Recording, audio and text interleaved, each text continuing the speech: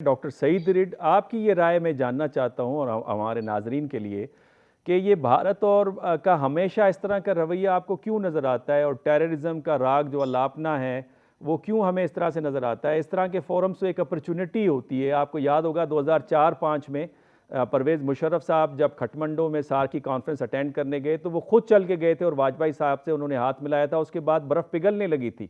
तो इस तरह की अपॉर्चुनिटी को ज़ाया करना और बिलावल भुट्टो जरदारी साहब के वापस आते ही भारत का वही सख्त रवैया और वही पुराना राग अलापना, इसे आप किस तरह से देखते हैं? ये आखिर उनके बिहेवियर में ये पैटर्न क्यों कर नजर आता है हमें?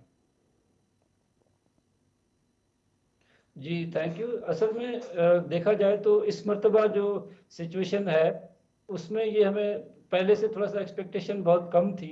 हम्म, और जिस तरह का एनवायरनमेंट जिसमें बिलावल भुट्टो गए हैं इस वक़्त, हम्म, तो उसमें नज़र यही आ रहा था कि इससे कोई बहुत ज़्यादा कोई फ्रूटफुल चीज़ निकलेगी नहीं। हम्म, क्योंकि जो इंडिकेशंस आपको इंडिया की तरफ से पहले से आ रहे थे, उसमें से यही था। और हम्म, दूसरा ये कि आपको जिस तरह से कमर चीमा साहब ने भी कहा कि कर्नाटका में अभी इलेक्शन हो रहा है और 2024 में इलेक्शन होने हैं। हम्म, तो उस हिसाब से लाजमन वो पास्चरिंग जो बीजेपी की होती है, वो नज़र आ रही है। हम्म, और दूसरा ये जो मोदी गवर्नमेंट है, उसका जो स्टाइल ऑफ यानी फॉरेन पॉलिसी मैनेजिंग है, वो भी बहुत ही जो है वो एक तरह से अनडिप्लोमेटिक, और स्पेशली जब पाकिस्तान की बात आए तो हम्म, उसमें उनका जो तरीक़ेकार है वो ये रहा है। हम्म, तो इस वजह से ये जो इस वक्त हुआ है, वो बहुत अनफॉर्चुनेट ज़रूर है हम्म, बिल्कुल, लेकिन एक्सपेक्टेड ज़रूर था। हम्म, तो इसको अगर हम पास्ट में देखें तो पास्ट में बहुत यानी इस तरह के अपॉर्चुनिटीज़ में से कुछ, जिस तरह से आपने बात की 2004 में,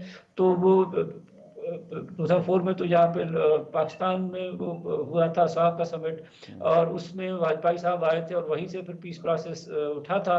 और फिर पीस प्रोसेस के नतीजे में आपको पता है कि 2007 2008 तक, 2007 जब तक मुशर्रफ थे, उसी ज़माने में एक पीस डील भी तकरीबन तय हो चुकी थी, जिसको हम अब डॉक्टर सईद साहब, ज़्यादा मुझे